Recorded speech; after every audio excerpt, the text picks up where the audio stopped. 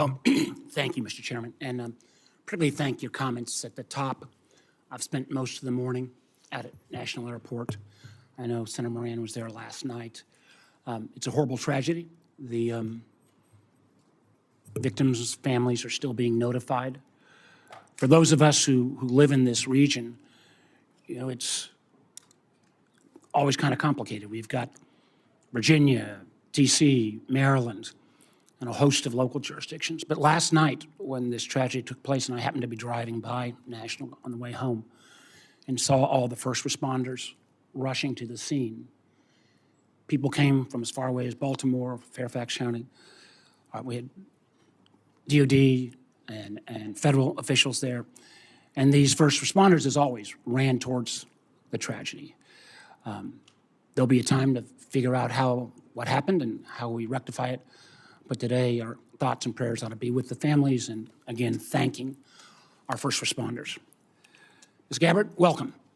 And congratulations on your nomination to be the next Director of National Intelligence. I'd like to begin by thanking you, literally, for your decades of public service, both in uniform and as a member of Congress from Hawaii. I applaud your continuing commitment to serve should you be confirmed.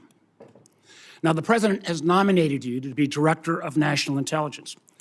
Most folks probably don't understand the importance of this position. If confirmed, you would lead 18 agencies of the IC. You'll also serve as the principal advisor to the President, the National Security Council, and the Homeland Security Council for all intelligence matters related to national security. And in this role, you'll be responsible for over $100 billion between the National Intelligence Program and the Military Intelligence Program, or the NIP and the MIP as we call them here. It's a position of great importance and significance to our national security, created after one of our worst national security failures, 9/11.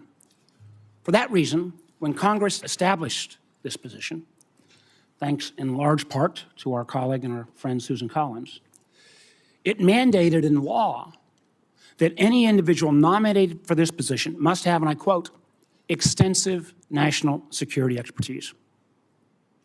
Now, I appreciated you taking the time to meet with me, and as I noted in that office, both before and after, I continue to have significant concerns about your judgment and your qualifications to meet the standards set by law. First, as I noted previously, the DNI was created in part to make sure we had appropriate intelligence sharing, which prior to 9/11, obviously we haven't. But the mission also is to not only share information between the IC, but also with our allies. There's no legal requirement that our allies share intelligence with us. It's all predicated on trust. Trust that our allies will protect each other's secrets.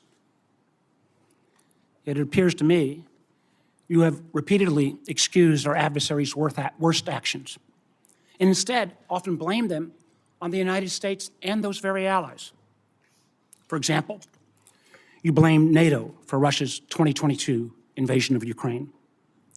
You rejected the conclusion that Assad used chemical weapons in Syria, despite it being the unanimous assessment of the then Trump administration's DOD, State Department, and IC, as well as the assessment of our European allies.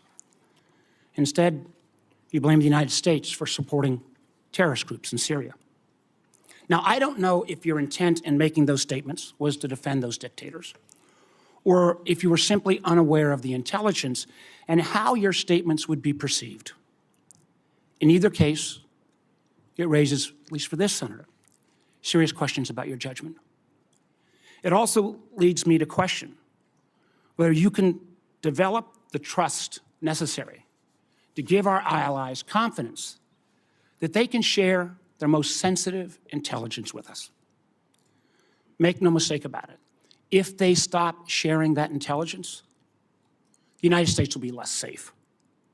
We've seen this as recently as this past year, where because of those strong intelligence sharing between the United States and Austria, countless lives were saved by disrupting a terrorist attack that was going to take place at the Taylor Swift concert in Vienna. Second, you have been publicly outspoken in your praise and defense of Edward Snowden, someone who betrayed the trust of our nation and jeopardized the security of our country.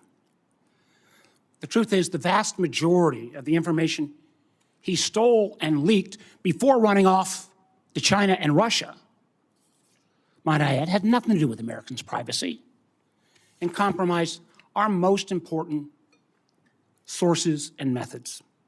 And in many ways, we're still paying a price for that. And I believe that Edward Snowden's action put our men and women in uniform in places like Iraq and Afghanistan at risk.